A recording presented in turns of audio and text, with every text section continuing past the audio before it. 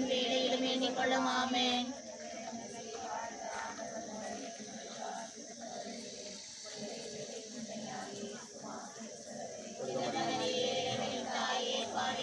எங்களுக்காக இப்பொழுது எங்கள் இறப்பின் வேளையிலும் வேண்டிக் கொள்ளும். ஆமென்.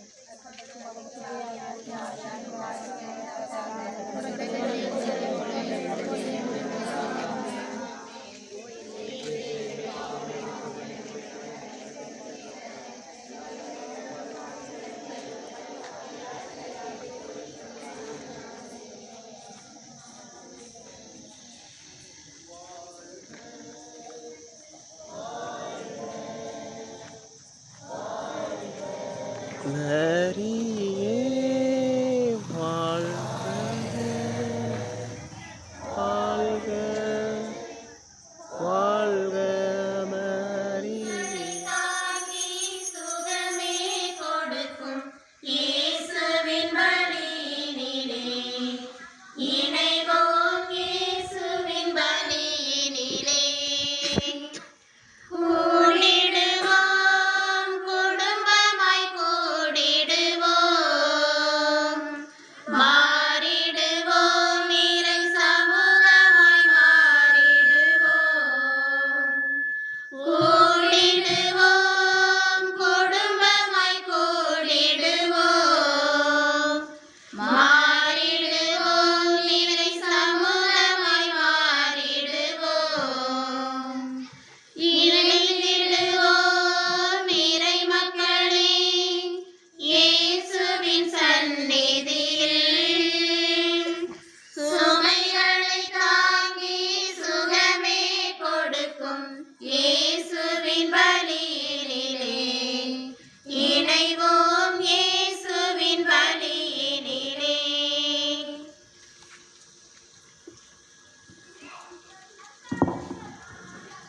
தந்தை மகன் தூய ஆவியாரின் பெயராலே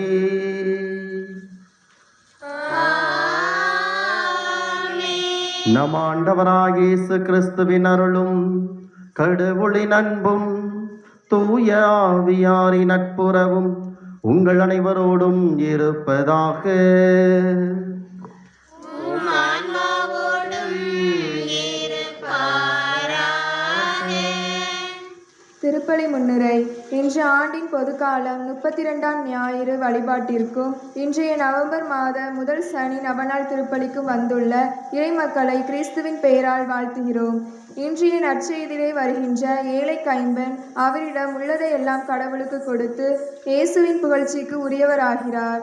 நம்மில் யார் யார் தங்களிடம் உள்ளத்திலிருந்து அல்ல உள்ளத்தையோ தர்மம் செய்கிறார்களோ அவர்களெல்லாம் கடவுளால் தவறாமல் உயர்த்தப்படுவார்கள். இந்த உண்மையை சுட்டிக்காட்ட விவிலியத்திலிருந்து இதோ ஒரு உதாரணங்கள். பழைய ஏற்பாட்டு காலத்திலே கடவுள் சாரிபாத்தில் இருந்த ஒரு கைம்பெண்ணின் வாழ்க்கையை மட்டும்தான் உயர்த்தி பிடித்தார். காரணம், அவர் உள்ளத்திலிருந்து கொடுத்தார். புதிய ஏற்பாட்டில் எத்தனையோ பெண்கள் வந்திருந்தாலும் ஒரே ஒரு பெண்ணை மட்டும் கடவுள் பெண்களுக்குள் ஆசி பெற்றவராக எல்லா தலைமுறையினரின் போற்றுதலுக்கு உரியவராக உயர்த்தினார். இறைவார்த்தையில் நம்பிக்கை கொண்டு அன்பால் உள்ளத்திலிருந்து உள்ளதையெல்லாம் கொடுத்தால் ஒரு ஏழை கண்பெண்ணுக்கு அன்னை மரியாவுக்கும் இறைவனால் உயர்த்தப்பட்டது போல் நாமும் உயர்த்தப்பட வேண்டும். எனவே இறைவார்த்தையில் நம்பிக்கையுடன் நாம் வாழ இன்றைய திருப்பலி வழிபாட்டில் சிறப்பாக மன்றாடுவோம். கிறிஸ்தியேசுவில் அன்புமிக்கவர்களே, மாதத்தினுடைய முதல் சனிக்கிழமையை இன்றைக்கு நாம் கொண்டாடுகிறோம். நம்முடைய பாதுகாவலை நம் தாய் லூர்து அன்னையினுடைய நாளை இன்றைக்கு நாம் சிறப்பிக்கிறோம். கடந்த மாதம் முழுவதும் நம் தாய் லூர்து அன்னை நமக்காக, நம் குடும்பங்களுக்காக பரிந்து பேசி எல்லா நன்மைத்தனங்களையும் ஆசீர்வாதங்களையும் பெற்றுக் கொடுத்திருக்கிறார். குறிப்பிட்ட வகையிலே நாம் பல காரியங்களுக்காக நம் தாயை தேடி வந்திருக்கிறோம். நம் தாய் நமக்காக பெற்றுக் கொடுத்திருக்கிறார். எனவே ஒரு நிமிடம் கண்களை மூடி நாம் பெற்றுக்கொண்ட எல்லா நன்மை தரங்களுக்கு கடந்த மாதத்திலே நம் குடும்பத்தில் நல்ல நிகழ்வுகள் நடந்திருக்கலாம். நம் பிள்ளைகளுக்கு சிறப்பான ஒரு இடம் கிடைத்திருக்கலாம், குழந்தை பெற்றிருக்கலாம், புதிய வீடு வாங்கி இருக்கலாம், புதிய வேலை வாய்ப்பு கிடைத்திருக்கலாம். இப்படி கடந்த மாதத்தில் நம் தாய் மரியாள் லூர்து அன்னை நமக்கு செய்த, நம் குடும்பத்துக்கு செய்த எல்லா நன்மைகளுக்கும் அம்மா மரியே, லூர்து அன்னையே உமக்கு நன்றி செலுத்துகிறோம் என்று நம் தாய்க்கு நன்றியை காணிக்கையாக்குவோம்.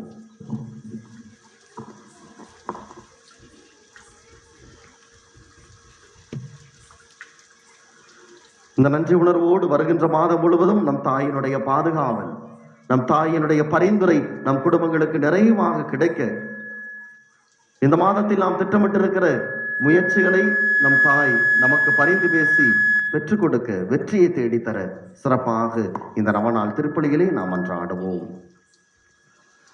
இன்றைய இந்த நவநாள் திருப்பலியை பொறுப்படுத்து இன்றைக்கு நடக்கிற நிகழ்வுகள், இன்றைய உணவு எல்லாவற்றையும் நமக்கு ஏற்பாடு செய்திருக்கிற சிறப்பிக்கின்ற குடும்பத்தார் ஜெயசராஜன், சலீல் ராணி குடும்பத்தாருக்காக சிறப்பாக ஜெபிப்போம். இறை ஆசீர், இறை வல்லமை அந்த குடும்பத்திற்கு நிறைவாக கிடைக்க, சமாதானத்தில் நிரம்பி இருக்க சிறப்பாக அந்த குடும்பத்தில் இருக்கிற மைக்கேல் திருமண வரம் நம் தாயினுடைய பரிந்துரையால் கிடைக்க சிறப்பாக வேண்டிக் கொள்வோம்.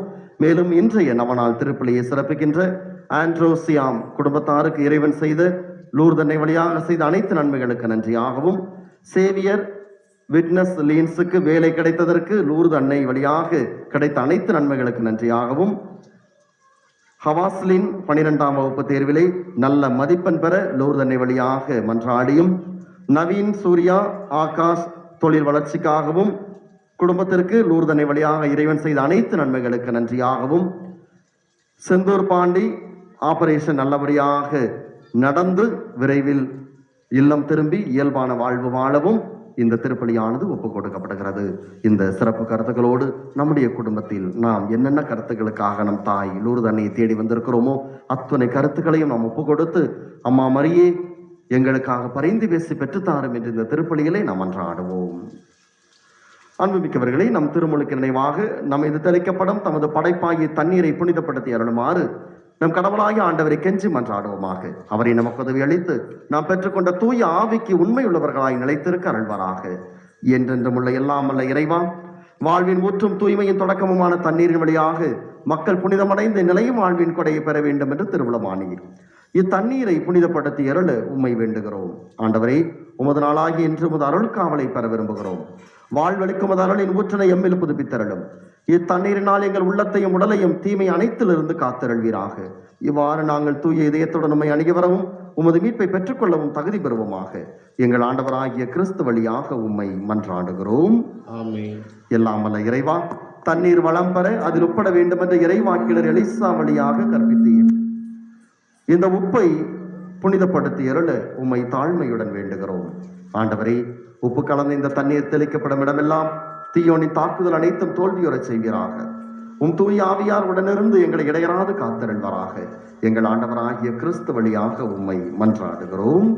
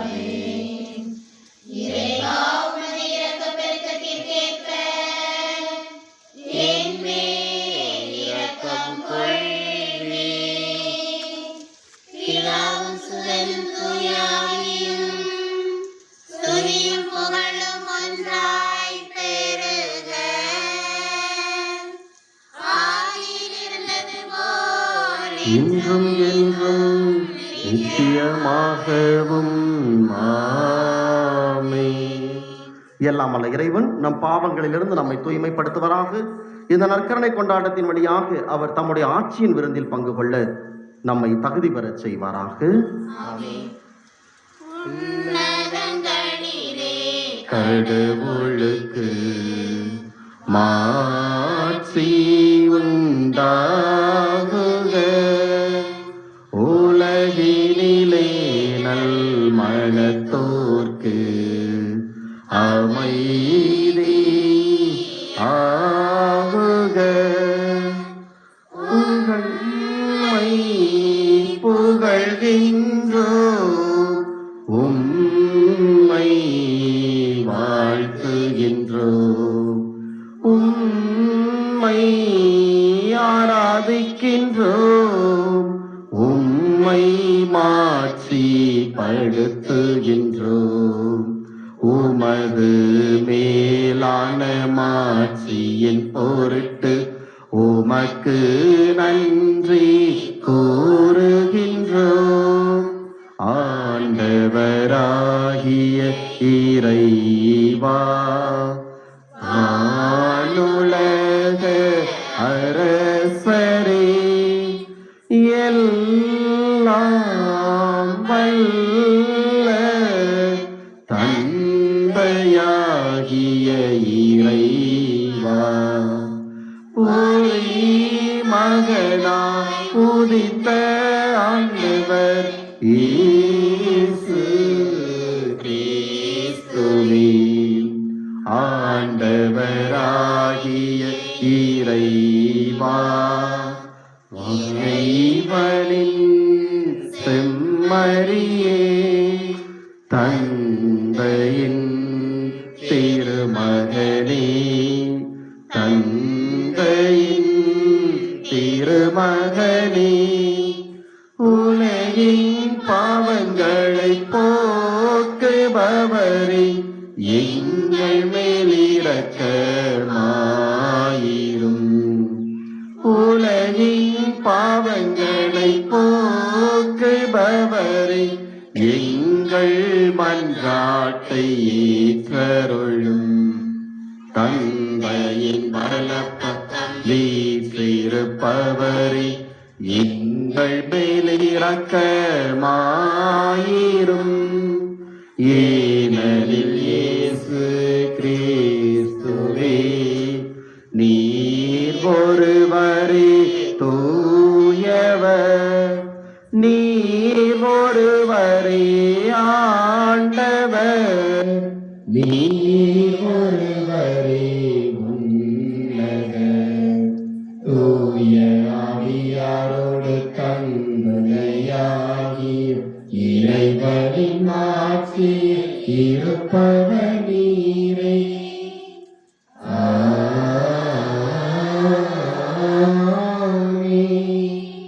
மன்றாடுவோமாக. உயிருள்ளவையும் தேர்ந்தெடுக்கப்பட்டவையுமான கற்களை கொண்டு உமது ஆட்சிக்கு நிலையான இல்லத்தை தயாரித்துள்ளீரே. உமது திரு அவைக்கு நீர் அளித்துள்ள அருளின் ஆற்றலை பெருகச் செய்தருளும். அதனால் உம்முடைய நம்பிக்கையாளர் விண்ணக எருசலேமை கட்டி எழுப்பி என்றும் வளர்ச்சியுற செய்வீராக. உம்மோடு தூய ஆவியாரின் ஒன்றிப்பில் என்றென்றும் இறைவனாய் வாழ்ந்து ஆட்சி செய்கின்ற எங்கள் ஆண்டவரும் திருமகனுமாகிய இயேசு கிறிஸ்து வழியாக உம்மை மன்றாடுகின்றோம்.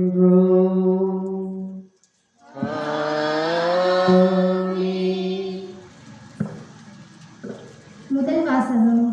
எலியா சொன்னபடியே கைம்பெண் செய்தார். அரசர்கள் முதல் நூலிலிருந்து வாசகம். அதிகாரம் 17, இறைவார்த்தைகள் 10 முதல் 16 வரை. அந்நாட்களில் எலியா புறப்பட்டு சாரிபாத்துக்கு போனார். நகரின் நுழைவாயிலை வந்தடைந்த பொழுது அங்கே ஒரு கைம்பெண் சுள்ளிகளை பொறுக்கிக் கொண்டிருந்தார். அவர் அவரை அழைத்து, ஒரு பாத்திரத்தில் எனக்கு குடிக்க கொஞ்சம் தண்ணீர் கொண்டு வா என்றார். அவர் அதை கொண்டு வர செல்கையில் அவரை கூப்பிட்டு, எனக்கு கொஞ்சம் அப்பமும் கையோடு கொண்டு வருவாயா என்றார். அவர் வாழும் உன் கடவுளாகிய ஆண்டவர் மேல் ஆணை, என்னிடம் அப்பம் ஏதும் இல்லை. பானையில் கையளவு மாவும் களையத்தில் சிறிதளவு எண்ணெயுமே என்னிடம் உள்ளன. இதோ இப்போது 2 சுள்ளிகளை பொறுக்கிக் கொண்டு வீட்டிற்கு போய் அப்பம் சுட்டு நானும் என் மகனும் சாப்பிடுவோம். அதன் பின் சாகத்தான் வேண்டும் என்றார். எலியா அவரிடம், அஞ்ச வேண்டாம், போய் நீ சொன்னபடியே செய். ஆனால் முதலில் எனக்கு ஒரு சிறிய அப்பம் சுட்டு கொண்டு வா. பிறகு உனக்கும் உன் மகனுக்கும் சுட்டுக்கொள். இஸ்ரேலின் கடவுளாகிய ஆண்டவர் உரைப்பது இதுவே.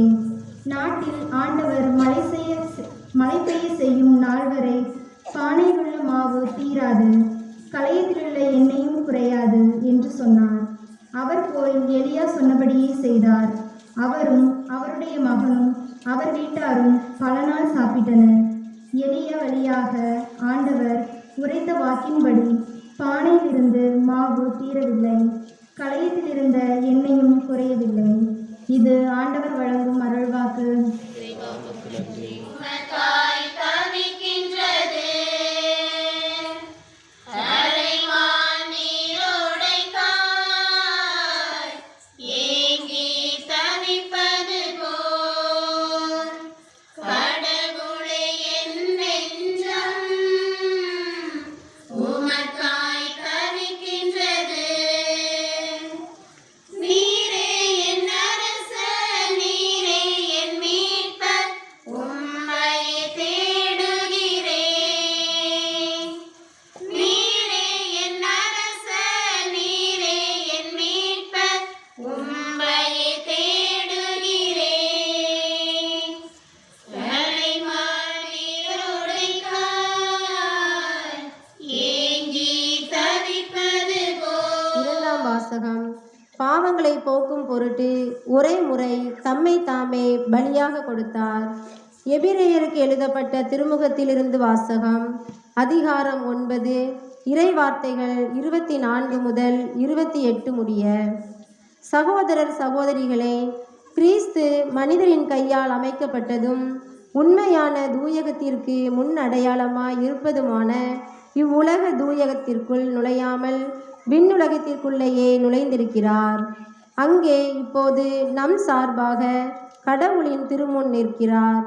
தலைமை குரு விலங்குகளின் இரத்தத்துடன் ஆண்டுதோறும் தூயகத்திற்குள் செல்வார். அதற்கு மாறாக கிறிஸ்து தம்மையே ஒரே முறை பலியாக கொடுத்தார். அதை மீண்டும் மீண்டும் செய்யவில்லை. அவ்வாறு செய்திருப்பார் என்றால் உலகம் தோன்றிய காலம் தொட்டு அவர் மீண்டும் மீண்டும் துன்புற்றிருக்க வேண்டும். அதற்கு மாறாக உலகம் முடியும் காலமான இப்போது தம்மையே பலியாக கொடுத்து பாவங்களை போக்குவதற்காக ஒரே முறை உலகில் வெளிப்படுத்தப்பட்டார். மனிதர் ஒரே முறை சாவுக்கு உட்படுகின்றனர். பின்னர் இறுதி தீர்ப்பு வருகிறது. இதுவே அவர்களுக்கென உள்ள நியதி.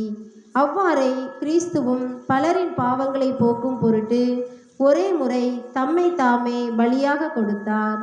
அவர் மீண்டும் ஒரு முறை தோன்றுவார். ஆனால் பாவத்தின் பொருட்டு அல்ல, தமக்காக காத்திருப்பவர்களுக்கு மீட்பு அருளும் பொருட்டே தோன்றுவார். இது ஆண்டவர் வழங்கும் அருள்வாக்கு. அல்லேலூயா, அல்லேலூயா, அல்லேலூயா, அல்லேலூயா,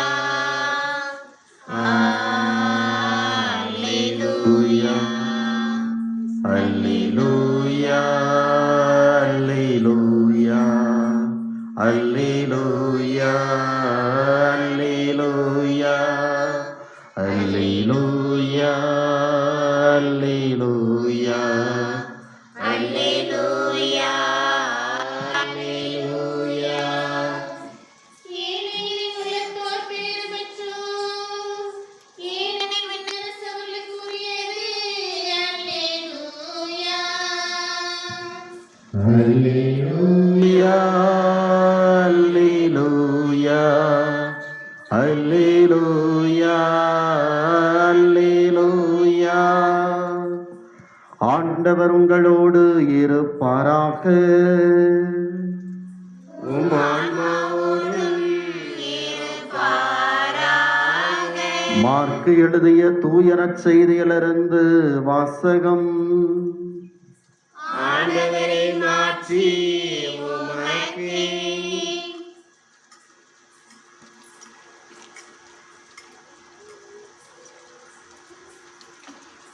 மார்க்கு நற்செய்தி அதிகாரம் 12, இறை வார்த்தைகள் 41 முதல் 44 முடிய.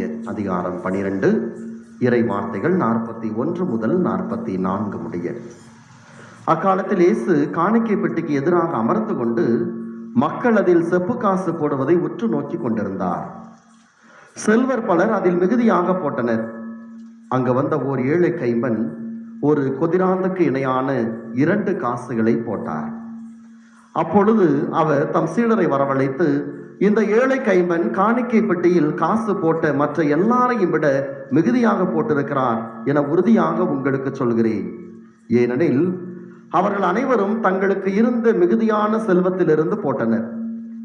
இவரோ தமக்கு பற்றாக்குறை இருந்தும் தம்மிடமிருந்த அனைத்தையுமே, ஏன் தம் பிழைப்புக்காக வைத்திருந்த எல்லாவற்றையுமே போட்டுவிட்டார் என்று அவர்களிடம் கூறினார். ஆண்டவரின் அருள் வாக்கு.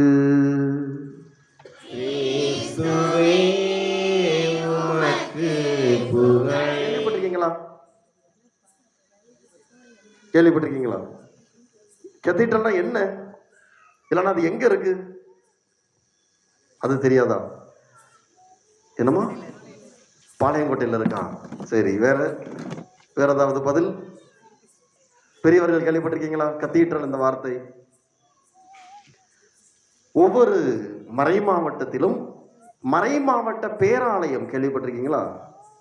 நம்முடைய தூத்துக்குடி மறை மாவட்ட பேராலயம் எங்க இருக்குது? எங்க இருக்குது? தூத்துக்குடியில இருக்கு. ரொம்ப சிறப்பான பதில், வெற்றி. தூத்துக்குடியில தான் எங்க இருக்கு? எந்த கோயில் மறை மாவட்ட பேராலயம்? சின்ன கோயில், அப்படிதானா?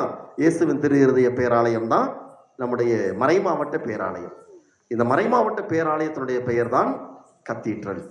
ஒவ்வொரு மறை மாவட்டத்திலும் மறை மாவட்டத்தினுடைய பேராலயமாக இருக்கிற அந்த ஆலயம் தான் கத்தீட்ரல் என்று, அதாவது தலைமை பீடம், மறை மாவட்டத்தினுடைய தலைமை பீடம் என்று அழைக்கப்படுகிறது. அந்த ஆலயத்தினுடைய தந்தை யார் தெரியுமா? ஆயர். ஆயர் தான் அந்த ஆலயத்தினுடைய அந்த பங்கினுடைய பங்கு தந்தை. அப்போ சின்ன கோயிலுடைய உண்மையான பங்கு தந்தை யாருன்னா ஆயர் தான். ஆயருடைய பதிலாளாக இன்னொரு தந்தை பங்கு தந்தையாக அங்க இருப்பார். அந்த ஆலயத்துல நீங்க போனீங்கன்னா தெரியும், எப்போதுமே ஆயருக்குரிய அந்த இருக்கை அங்கு போடப்பட்டிருக்கும். இப்படி எல்லா மறை மாவட்டத்திலுமே தலைமை பீடம் கத்தீட்ரல் என்கிற ஒரு பேராலயம் இருக்கும். உலகத்தில் இருக்கிற எல்லா கத்தீட்ரலுக்குமே தலைமை பீடமாக இருக்கிற, ஒவ்வொரு மறை மாவட்டத்தில் இருக்கிற எல்லா பேராலயங்களுக்கும் பேராலயமாக இருக்கக்கூடிய பேராலயம் தான் இந்த லாத்ரன் பேராலயம் என்கிற பேராலயம். இது எங்க இருக்கு தெரியுமா? ரோம் நகரில் இந்த பேராலயம் இருக்கிறது. அப்போ ஒரு தலைமை பீடத்தில் ஒரு மறை மாவட்டத்தினுடைய கத்தீட்ரலாக தலைமை கோயிலாக இருக்கிற அந்த ஆலயத்தினுடைய முக்கியமானவர், முதன்மையானவர் ஆயர் என்றால், இந்த கோயில் யாருக்குரிய கோயிலாக இருக்கும்? லாத்ரன் பேராலயம் திருத்தந்தையினுடைய கோயில். திருத்தந்தை தான் அந்த கோயிலுடைய நிர்வாகியாக இருக்கிறார். எல்லா தலைமை பீடங்களுக்கும் தலைமை பீடமாக இருக்கிற அந்த ரோம் நகரனுடைய பங்கு தந்தை யாரு? திருத்தந்தை தான் அந்த ரோம் நகரனுடைய பங்கு தந்தை. ரோமனருடைய ஆயரும் அவர்தான். நம்முடைய அகில உலக கத்தோலிக்க திருச்சபையினுடைய தலைவராக திருத்தந்தையாக இருப்போம் அவர்தான். அப்போ இந்த ஆலயத்திற்கான சிறப்பு என்ன? நிறைய சிறப்புகள் இருக்கிறது. இன்றைக்கு ஆலயங்கள், எல்லா ஆலயங்களுமே லாத்ரன் பேராலயத்தின் பெயரால் அத்துணை தலைமை ஆலயங்களுமே இன்றைக்கு விழா கொண்டாடுகிறது. ஏனென்றால் திருச்சபை ஒரே திருச்சபை, ஒரே கத்தோலிக்க திருச்சபை, ஒரே தலைமை. இந்த தலைமை ஒவ்வொரு மறை மாவட்டம் என்று வருகிற பொழுது மறை மாவட்டத்தினுடைய தலைமை ஆயர், அவருடைய தலைமை பீடம் அந்த தலைமை கோயில், அதற்கு கீழ் தந்தையர்கள், இறை மக்கள் இருக்கிறார்கள். இப்படி நாம் இன்றைக்கு இந்த விழாவை கொண்டாடுகிறோம். இந்த லாத்ரன் பேராலயத்தினுடைய சிறப்பு எடுத்துக்கிட்டோம்னா நிறைய சிறப்புகள் அந்த ஆலயத்தில் இருக்கிறது. முதல் சிறப்பு, அந்த ஆலயத்தில் நம்முடைய திருத்தூதர்கள், முதல் திருத்தந்தையாக இருக்கிற பேதுரு, பவுல், இந்த 2 பேருடைய வெட்டப்பட்ட தலை வெள்ளி பெட்டியில் அந்த ஆலயத்தில் தான் வைக்கப்பட்டிருக்கிறது. இன்றைக்கும் அந்த ஆலயத்தில் அவருடைய வெட்டப்பட்ட தலை வெள்ளி பெட்டியில் வைக்கப்பட்டிருக்கிறது முதலாவதாக. இரண்டாவதாக அந்த ஆலயத்தில் தான் வைக்கப்பட்டிருக்கிற அந்த பலிபீடம், பேதுரு முதலாக பலி ஒப்பு கொடுப்பதற்கு, அவர் முதல் திருத்தந்தையாக இருக்கிற பொழுது பலி ஒப்பு கொடுத்த அந்த பலிபீடம் தான் இன்றைக்கும் அந்த பலிபீடமாக அந்த ஆலயத்தில் திருத்தந்தை பலி ஒப்பு கொடுக்கிற பீடமாக இருக்கிறது. மூன்றாவதாக அந்த பீடத்தினுடைய அந்த ஆலயத்தினுடைய சிறப்பு, அந்த ஆலயத்தினுடைய தான் இயேசு பிலாத்துவை பார்ப்பதற்காக ஏறி சென்ற அந்த படிக்கட்டுகள், அதற்கு பேர் ஹோலி ஸ்டேர்ஸ் என்று சொல்வார்கள், புனித படிக்கட்டுகள். இயேசு சிலுவையில் அறையப்படுவதற்கு முன்னால் அவருக்கு தீர்ப்பு கொடுக்கிற பொழுது பிலாத்து, நீங்க அந்த படத்துல பார்த்திருப்பீங்க, மேல உட்கார்ந்திருப்போம், இயேசுவை அழைத்து செல்வார்கள். இயேசு ஏறி சென்ற அந்த படிக்கட்டுகள் அந்த ஆலயத்தில் இன்றைக்கும் வைக்கப்பட்டிருக்கிறது. இன்றைக்கும் ஒரு ஆயர், ஒரு பேராயர் திருத்தந்தையாக அறிவிக்கப்படுகிற பொழுது அந்த ஆலயத்தில் தான் திருத்தந்தையாக அவர் அறிவிக்கப்படுவார். எப்படி ஆயர் நம்முடைய தலைமை பீடமாக இருக்கிற சின்ன கோயில்ல அவர் ஆயராக திருநிலைப்படுத்தப்படுவது போல ஒவ்வொரு திருத்தந்தையும் இந்த பேராலயத்தில் வைத்துதான் அவர்கள் திருநிலைப்படுத்தப்படுவார்கள் திருத்தந்தையாக. அது மட்டுமல்லாமல் திருச்சபையிலே திருத்தந்தைக்கு என்று ஒரு வழுவா வரம் என்று ஒன்று இருக்கிறது. கேள்விப்பட்டிருக்கீங்களா அந்த வார்த்தை வழுவா வரம்? நிறைய மறைக்கேள்வி நமக்கு எடுக்கணும்னு நினைக்கிறேன்.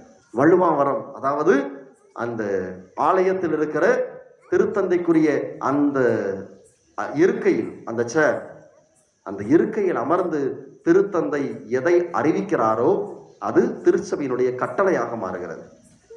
அது வலுவா வரம். அவர் அதிலிருந்து ஒரு விஷயத்தை அறிவிச்சாருன்னா அதற்கு எந்த மாற்று கருத்தோ எந்த இதுவோ கிடையாது.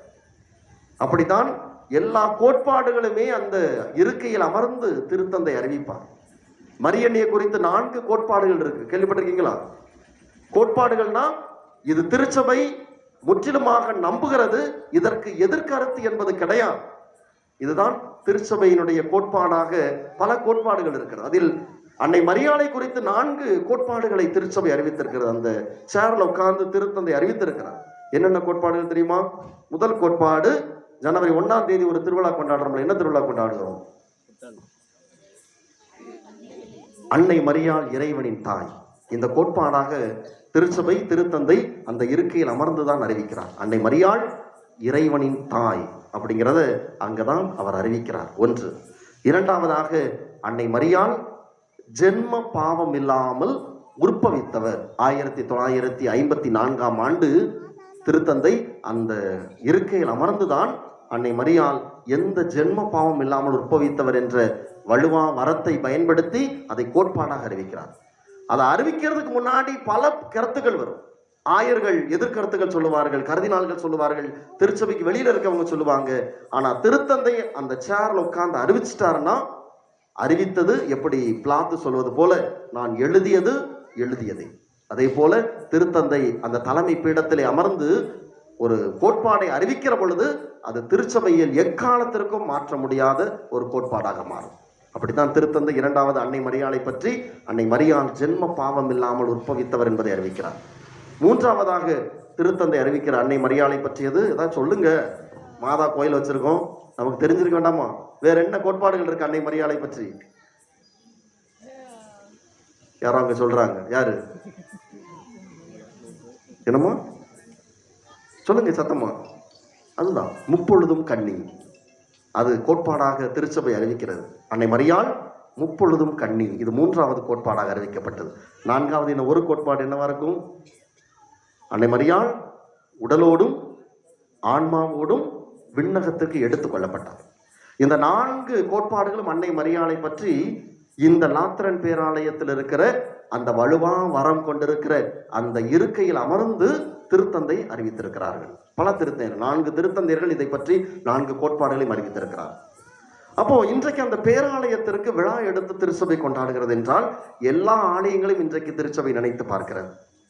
ஆலயம் என்ன அர்த்தம்? ஆலயம்ங்கிறது தமிழ் வார்த்தை கிடையாது. முதல்ல அப்படிதானா? தமிழ் வார்த்தை என்னது? கோயில். அதுதான் தமிழ் வார்த்தை. ஆலயம் என்பது சமஸ்கிருத வார்த்தை. ஆனால் எல்லாமே ஒரே அர்த்தம் தான். ஆ என்றால் ஆதியில் இருப்பவனை, ஆதியானவன். ஆதியானவனை யாரு? கடவுள். லயம்னா லைத்திருத்தல். லைத்திருத்தல் என்ன அர்த்தம்? தங்கி இருத்தல். ஆதியானவன் தங்கி இருக்கிற இடம்.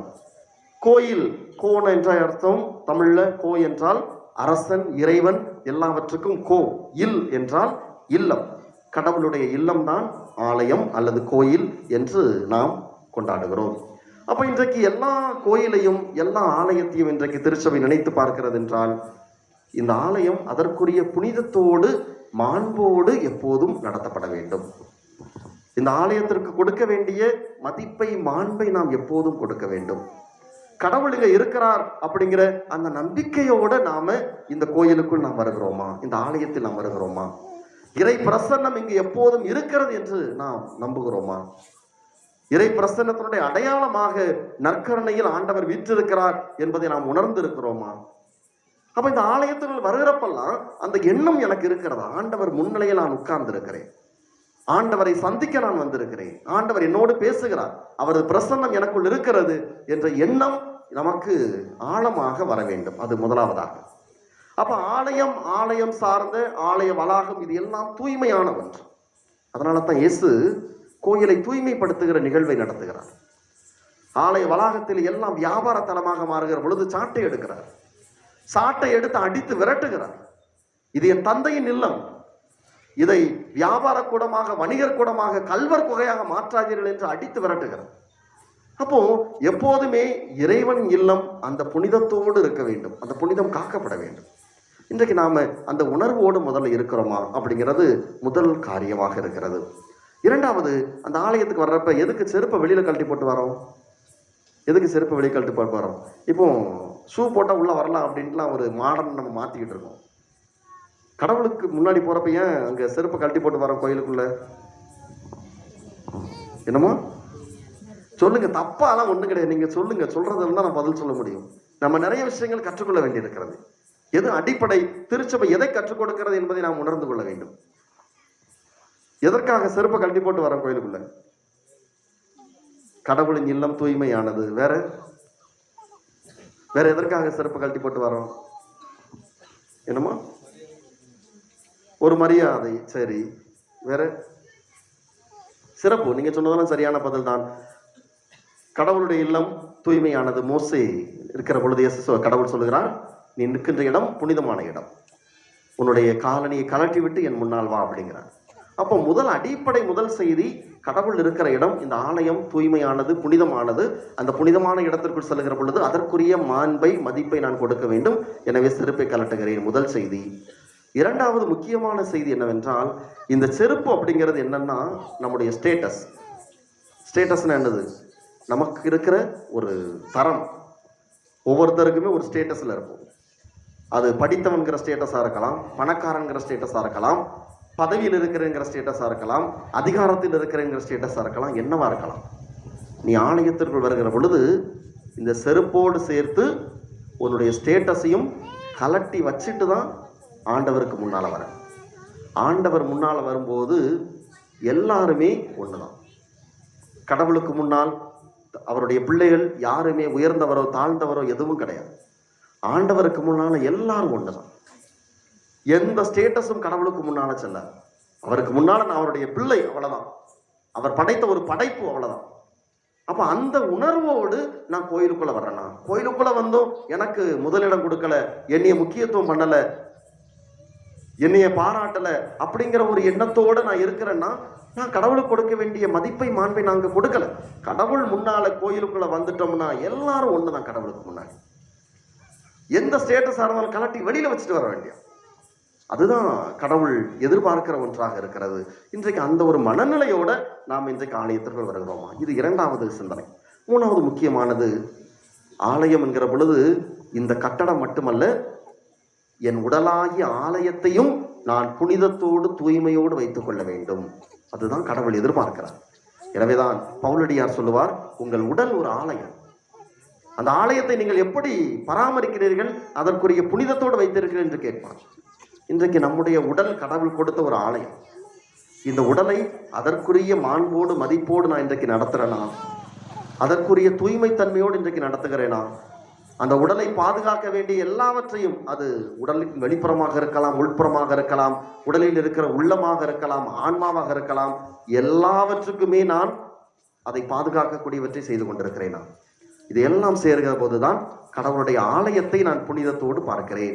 எனவே இன்றைக்கு அந்த ஒரு மனநிலை வைத்துக் கொள்வோம். இரண்டு ஆலயம், ஒன்று கண்ணால் காணக்கூடிய கடவுளுடைய பிரசன்னத்தை உணரக்கூடிய நாம் கட்டி வைத்திருக்கிற ஆலயம் ஒன்று, இரண்டாவது நம் உடலாகிய ஆலயம். இந்த இரண்டுமே தூய்மையோடும் புனிதத்தோடும் மாண்போடும் நடத்தப்பட வேண்டும். அப்போ என் கூட இருக்கிற மற்றவர்களும் கடவுளுடைய ஆலயம்.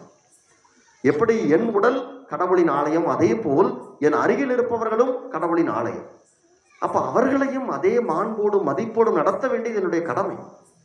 அதுதான் நான் கடவுளுக்கு கொடுக்கிற ஒரு மரியாதையாக இருக்க முடியும். எனவே இன்றைக்கு ஆண்டவர் அதைத்தான் நம்ம இடத்துல கேட்கிறார்.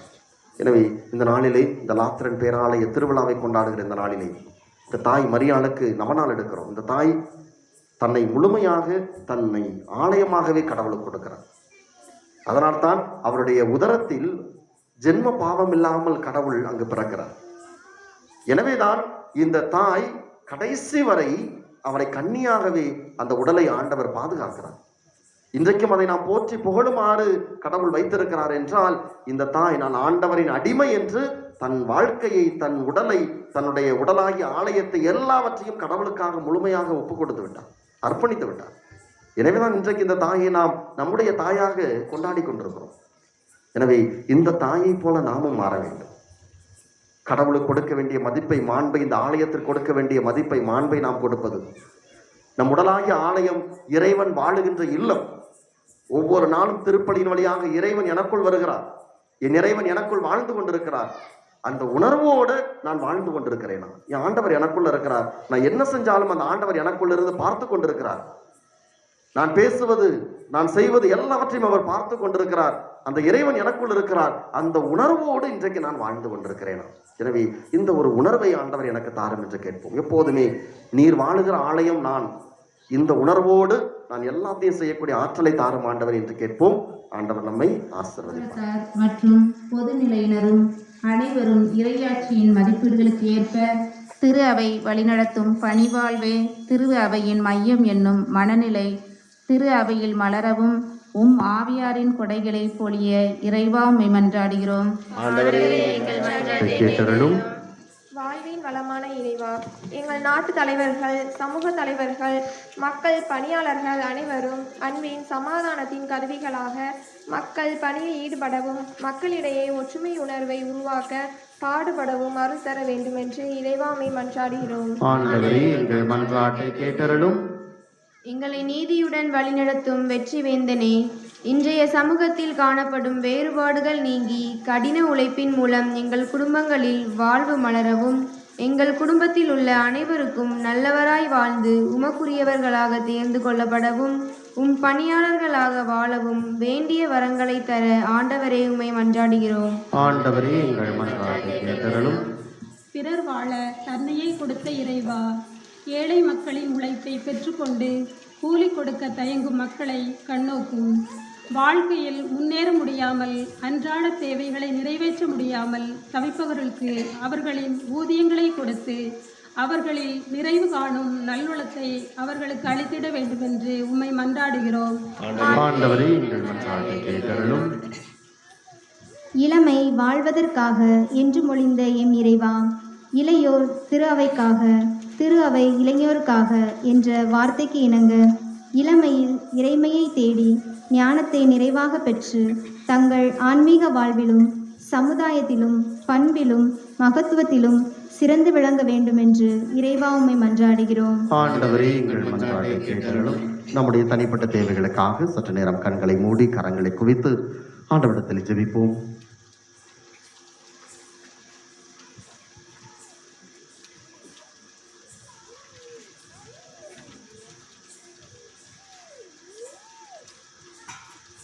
இந்த மன்றாட்டுக்களை எல்லாம் எங்கள் ஆண்டவராகிய கிறிஸ்து வழியாக நோக்கி மன்றாடுகிறோம்.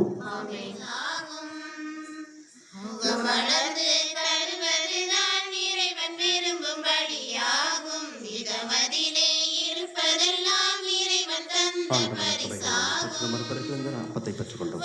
நிலத்தின் மனைவும் மனித மனைக்கும் அந்த அப்பத்தை ஒப்புக் கொடுக்கிறோம். எங்களுக்கு வாய்வெளிக்கு மொத்தமாக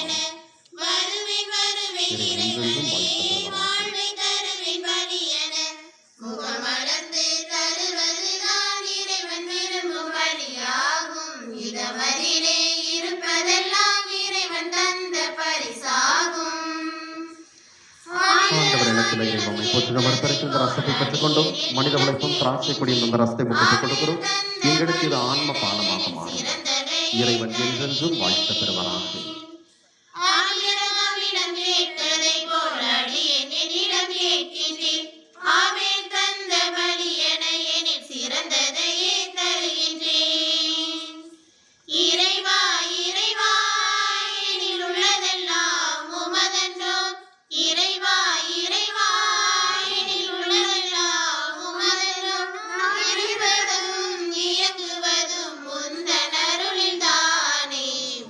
மலர்ந்து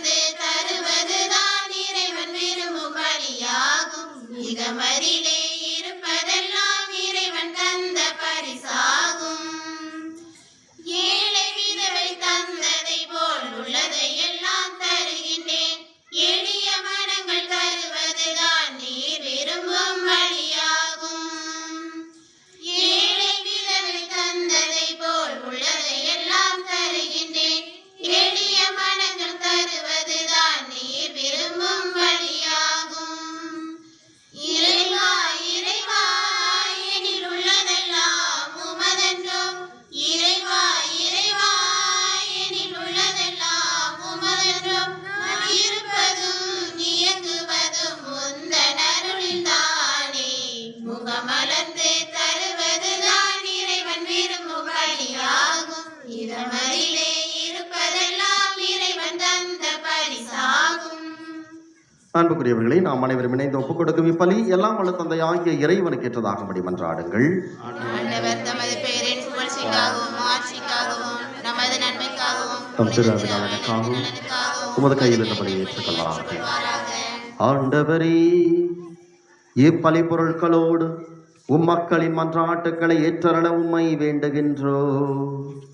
இவ்வாறு உம்முடைய திருமகனின் தாயான எங்கள் பாதுகாவலை லூர்து அன்னையின் பரிந்துரையால் எந்த ஒரு மன்றாட்டும் புறக்கணிக்கப்படாமலும் எந்த ஒரு வேண்டலும் வீணாகாமலும் இருப்பனவாக எங்கள் ஆண்டவராகிய கிறிஸ்து வழியாக உம்மை மன்றாடுகின்றோ.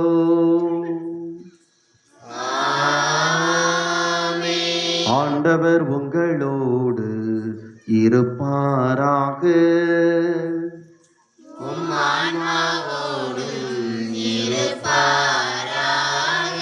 இதயங்களை மேலே எழுப்புங்கள்.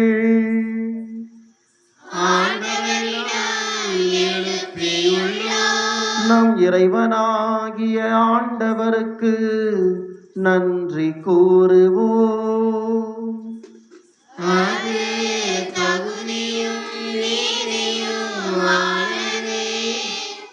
ஆண்டவரே தூயவரான தந்தையே, என்றுமுள்ள எல்லாம் வல்ல இறைவா, எங்கள் ஆண்டவராகிய கிறிஸ்து வழியாக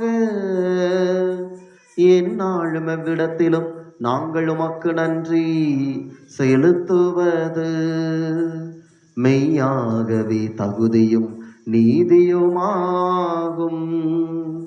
எங்கள் கடமையும் மீட்புக்குரிய செயலுமாகும்.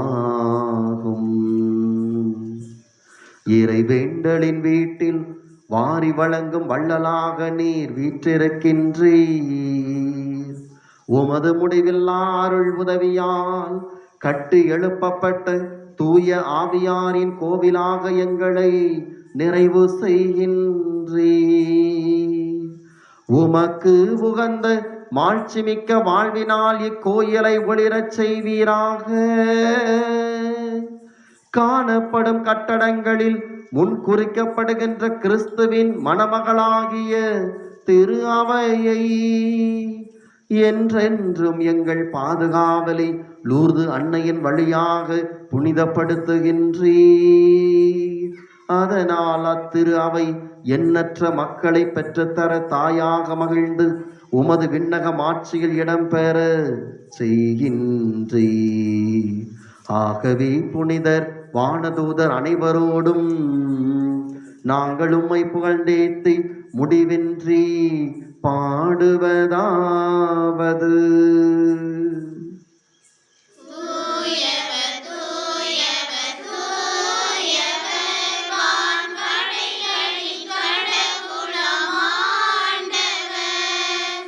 விண்ணகமும் மண்ணகமும் உமது மாட்சியால் நிறைந்துள்ளன. உன்னதங்களிலே ஓசன்னா, உன்னதங்களிலே ஓசன்னா. ஆண்டவர் பெயரால் வருகிறவர் ஆசி பெற்றவர். உன்னதங்களிலே ஓசன்னா, உன்னதங்களிலே ஓசன்னா.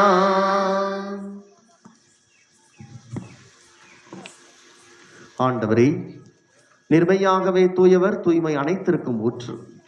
ஆகவே உம்முடைய தூய ஆவியை பொழிந்து இக்காணிக்கைகளை தூய்மைப்படுத்த உம்மை வேண்டுகிறோம். இவ்வாறு எங்கள் ஆண்டவர் இயேசு கிறிஸ்துவின் உடலும் இரத்தமுமாக எங்களுக்கு இவை மாறுவனவாக. அவர் பாடுபட உளம் கனிந்து தம்மை கையளித்த போது அப்பத்தை எடுத்து நன்றி செலுத்தி அதை பிட்டு தம் சீடருக்கு அளித்து அவர் கூறியதாவது: அனைவரும் இதிலிருந்து பெற்று உண்ணுங்கள், ஏனெனில் இது உங்களுக்காக கையளிக்கப்படும் என் உடல்.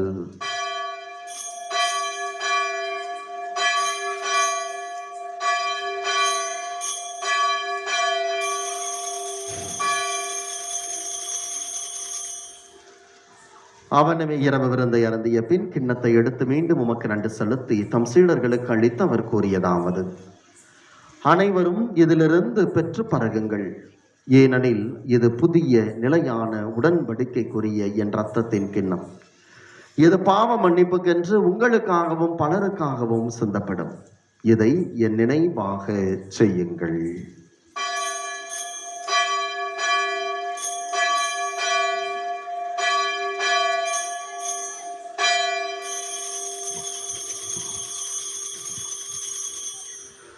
நம்பிக்கையின் மறை பொருள். ஆண்டவரே, நீர் வருமளவும் உமது இறப்பினை அறிக்கையிடுகின்றோம், உமது உயிர்ப்பினையும் எடுத்துரைக்கின்றோம். ஆகவே ஆண்டவரே, நாங்கள் கிறிஸ்துவின் இறப்பினையும் உயிர்ப்பினையும் நினைவு கூர்ந்து வாழ்வு தரும் அப்பத்தையும் மீட்பளிக்கும் கிண்ணத்தையும் உமக்கு ஒப்புக் கொடுக்கிறோம். உன் திருமுன் நின்று உமக்கு ஊழியம் புரிய தகுந்தவர்கள் என எங்களை ஏற்றுக்கொண்டீர். எனவே உமக்கு நன்றி செலுத்துகிறோம். மேலும் கிறிஸ்துவின் உடலிலும் இரத்தத்திலும் பங்கு கொள்ளும் எங்களை தூய ஆவியார் ஒன்று சேர்க்க வேண்டுமென உம்மை தாழ்மையுடன் மன்றாடுகிறோம். ஆண்டவரே, உலகெங்கு பரவி இருக்கும் அது திரு ஆவியை நினைவு கூர்ந்தருளும். எங்கள் திருத்தந்தை பிரான்சிஸ், எங்கள் ஆய ஸ்டீஃபன், எல்லா திருநிலையினராகிய அனைவரோடும் சிறப்பாக இன்றைய நாளிலே இந்த பலியை ஒப்புக் கொடுக்கின்ற உம்முடைய குடும்பத்தார் ஒவ்வொருவரையும், சிறப்பாக ஜெயஸ்ராஜன் செலின்ராணி குடும்பத்தாரையும், மைக்கேலுடைய திருமண வரத்திற்காகவும் ஆண்ட்ரோசியாம் குடும்பத்தாரையும், சேவியர் விட்லஸ்லீன்ஸ் குடும்பத்தாரையும், ஹவாஸ்லின் குடும்பத்தாரையும், நவீன் சூர்யா ஆகாஷ் குடும்பத்தாரையும், செந்தூர் பாண்டி நல்லபடியாக ஆபரேஷன் நடக்க வேண்டியும் இந்த எல்லா கருத்துக்களோடும் இணைந்து இதோ உம் திருமுன்னால் மண்டியிட்டு ஜெபித்துக் கொண்டிருக்கிற உம்முடைய பிள்ளைகள் ஒவ்வொருவருடைய குடும்பத்தினுடைய தேவைகள் மன்றாட்டுகள் எல்லாவற்றையும் நிறைவாக நிறைவேற்றி எங்கள் அனைவரையும் திரு அவையின் அன்பில் நிறைவு பெறச் செய்தரலும். மேலும் உயிர்த்தலும் எது நோக்குடன் துயில் கொள்ளும் எங்கள் சகோதர சகோதரிகளையும், எங்கள் குடும்பங்களில் இறந்த எங்கள் அன்பிற்குரியவர்களையும், யாரும் நினையாத ஆன்மாக்களையும், இறந்தோர் அனைவரை இரக்கத்துடன் நினைவு கூர்ந்து உம் திருமுக ஒளியில் ஏற்றலும். எங்கள் அனைவர் மீதும் இரக்கமாயிரும். கடவுளின் கன்னித்தாயும் எங்கள் பாதுகாவலியுமான புனித லூர்து அன்னை, அவருடைய கணவரும் எங்கள் பங்கின் பாதுகாவலருமான புனித வளனார், புனித திருத்தூதர்கள், இவ்வுலகில் நமக்கு உகந்தவராய் இருந்தோராகிய புனிதர் அனைவருடனும் நாங்கள் நிலை வாழ்வில் பங்கு கொள்ளும் தகுதி பெற்று உம் திருமகனேசு கிறிஸ்து வழியாக உம்மை புகழ்ந்தேத்து மரமருள உம்மை மன்றாடுகிறோம். இவர் வழியாக இவரோடு இவரில் எல்லாம் வல்ல இறைவனாகிய தந்தையே, தூய ஆவியாரின் ஒன்றிப்பில் எல்லா புகழும் ஆட்சியும் என்றென்றும் உமக்கு உரியதே. ஆமென்.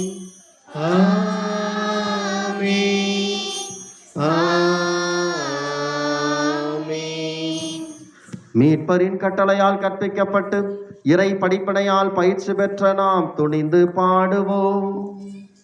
விண்ணுலகில் இருக்கிற எங்கள் தந்தையே, உமது பெயர் தூயது என போற்ற பெறுக. உமது ஆட்சி வருக. உமது திருவுளம் விண்ணுலகில் நிறைவேறுவது போல மண்ணுலகிலும் நிறைவேறுக. எங்கள் அன்றாட உணவை இன்று எங்களுக்கு தாரும். எங்களுக்கு எதிராக குற்றம் செய்வோரை நாங்கள் மன்னிப்பது போல எங்கள் குற்றங்களை மன்னியும். எங்களை சோதனைக்கு உட்படுத்தாதேயும், தீமையிலிருந்து எங்களை விடுவித்தருளும். ஆண்டவரே, தீமை அனைத்திலிருந்தும் எங்களை விடுவித்து எங்கள் வாழ்நாளில் அமைதியை கனிவுடன் அருள உம்மை மன்றாடுகிறோம். உமது இரக்கத்தின் உதவியால் நாங்கள் பாவத்திலிருந்து எப்போதும் விடுதலை பெற்று யாதொரு கலக்கமுமின்றி நலமாயிருப்போமாக. நாங்கள் இது நோக்கி இருக்கும் பேரின்பத்திற்காகவும் மீட்பராகிய இயேசு கிறிஸ்துவின் வருகைக்காகவும் காத்திருக்கின்றோம்.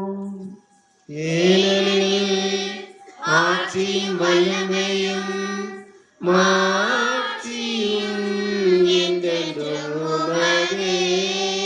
ஆண்டவராகிய இயேசு கிறிஸ்துவே, அமைதியை உங்களுக்கு விட்டுச் செல்கிறேன், என் அமைதியை உங்களுக்கு அளிக்கிறேன் என்று உம் திருத்தூதர்களுக்கு மொழிந்தீரே. எங்கள் பாவங்களை பாராமல் உமது திரு அவை உமீது கொண்டிருக்கின்ற நம்பிக்கையை கண்ணோக்கி உமது திருவுளத்திற்கேற்ப அதற்கு அமைதியையும் ஒற்றுமையும் அளித்திருள்வீராக. என்றென்றும் வாழ்ந்து ஆட்சி செய்கின்றவர் நீரே. ஆண்டவருடைய அமைதி உங்களோடு என்றும் இருப்பதாக.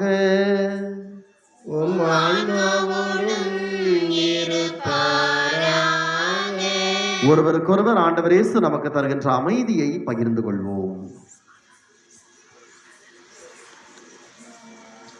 பாவங்களை போக்கும் இறைவனின் செம்மறியே, எங்கள் மேல் இரக்கமாயிரும். உலகின் பாவங்களை போக்கும் இறைவனின் செம்மறியே, எங்கள் மேல் இரக்கமாயிரும். உலகின் பாவங்களை போக்கும் இறைவனின் செம்மறியே, எங்களுக்கு அமைதி அளித்தருளும்.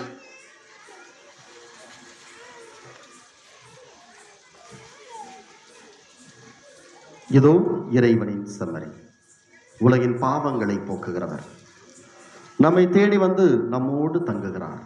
இந்த செம்மறியின் விருந்திற்கு அழைக்கப்பட்ட நாம் பெயர் பெற்றோர்.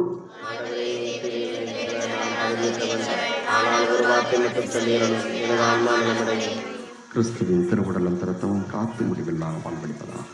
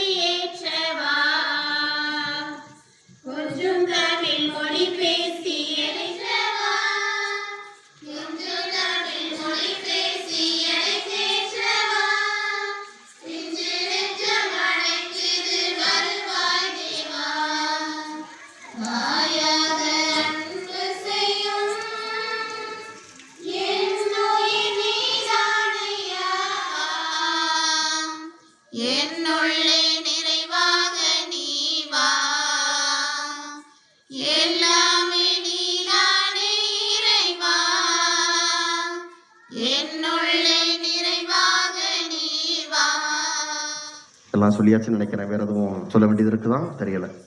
சிறப்பு முதல் சனி வழிபாடுகள் இதே போல் நன்றி மன்றாட்டிற்காக எழுந்திருப்போம். நன்றி கூறி மன்றாடுவோம். ஆண்டவரே, விண்ணக உணவை உட்கொண்ட நாங்கள் உமது கனிவை வேண்டுகின்றோம். என்றும் கண்ணியான புனித லூர்து அன்னையின் நினைவு கொண்டாட்டத்தில் மகிழ்வுறும் நாங்கள் அதே அன்னையை கண்டு பாவித்து எங்கள் மீட்பின் மறையுண்மையை பெற தகுதி பெறுவோமாக. எங்கள் ஆண்டவராகிய கிறிஸ்து வழியாக உம்மை மன்றாடுகின்றோம்.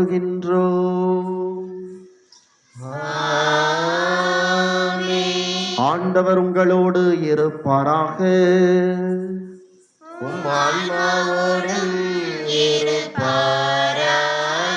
எல்லாம் வல்ல இறைவன் தந்தை, மகன், தூய ஆவியார் உங்களை ஆசீர்வதிப்பாராக. லூர்து அன்னையின் பரிந்துரையை பெற்றவர்களாக சென்று வாருங்கள். கடவுள் நம்மோடு.